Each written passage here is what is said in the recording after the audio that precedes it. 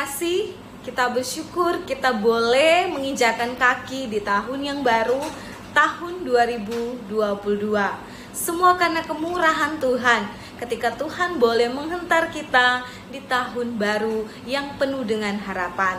Yakinlah ketika kita berjalan dengan Tuhan, kita boleh mengawali tahun 2022 ini dengan bentuk pertolongan Tuhan dan penyerahan total atas pemeliharaan Tuhan dalam kehidupan setiap kita.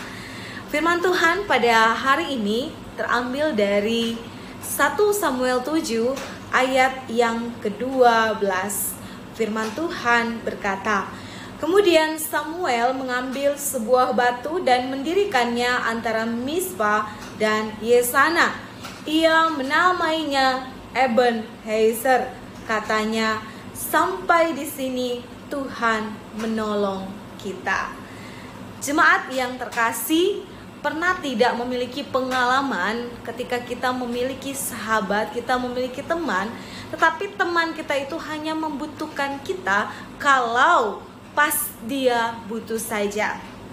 Kalau dia mungkin pas butuh pertolongan kita, baru sahabat kita atau teman kita mencari kita, menghubungi kita.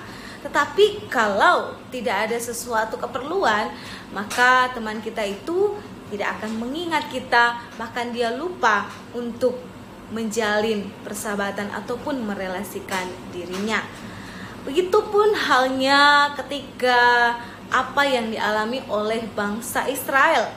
Bangsa Israel ternyata dalam hubungan mereka dengan Allah, mereka hanya mencari Allah ketika pas mereka butuh sesuatu. Mereka mencari Allah ketika mereka sudah berada dalam situasi terjepit. Bagaimana tidak ketika di dalam firman Tuhan menyaksikan kehidupan bangsa Israel yang pada saat itu mereka mengalami kekalahan, di mana mereka harus menjalani kekalahan demi kekalahan yang diakibatkan oleh bangsa Filistin yang mengalahkan mereka. Dan apa yang mereka lakukan ketika mereka kalah? Mereka baru teringat untuk mencari pertolongan dari Allah Israel. Tetapi sebelum itu, justru ketika berada dalam situasi yang nyaman, situasi yang aman, mereka lupa untuk berelasi dengan Allah. Mereka pikir bahwa kalau nanti pas butuhnya saja, baru mereka akan berteriak kepada Allah, berteriak meminta pertolongan Allah untuk segera melepaskan mereka daripada kesulitan teristimewa. Mereka menginginkan Allah untuk memberikan mereka kemenangan demi kemenangan. Saudaraku yang terkasih, gambaran hidup bangsa Israel ini sangat jelas dengan gambaran kehidupan kita yang adalah umat Israel perjanjian baru.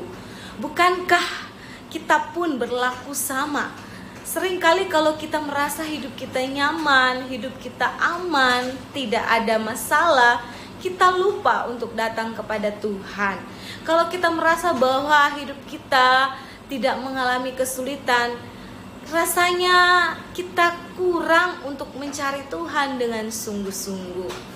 Firman Tuhan ini mengingatkan bagi kita, saudaraku yang dikasihi Tuhan, mengawali tahun baru 2022 ini, marilah kita sungguh-sungguh berelasi dengan Allah.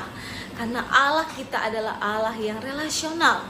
Dia ingin tentunya memiliki hubungan dengan kita, hubungan yang sungguh-sungguh tulus, bukan hanya hubungan yang memanfaatkan atau hanya mencari kepuasan untuk diri kita sendiri.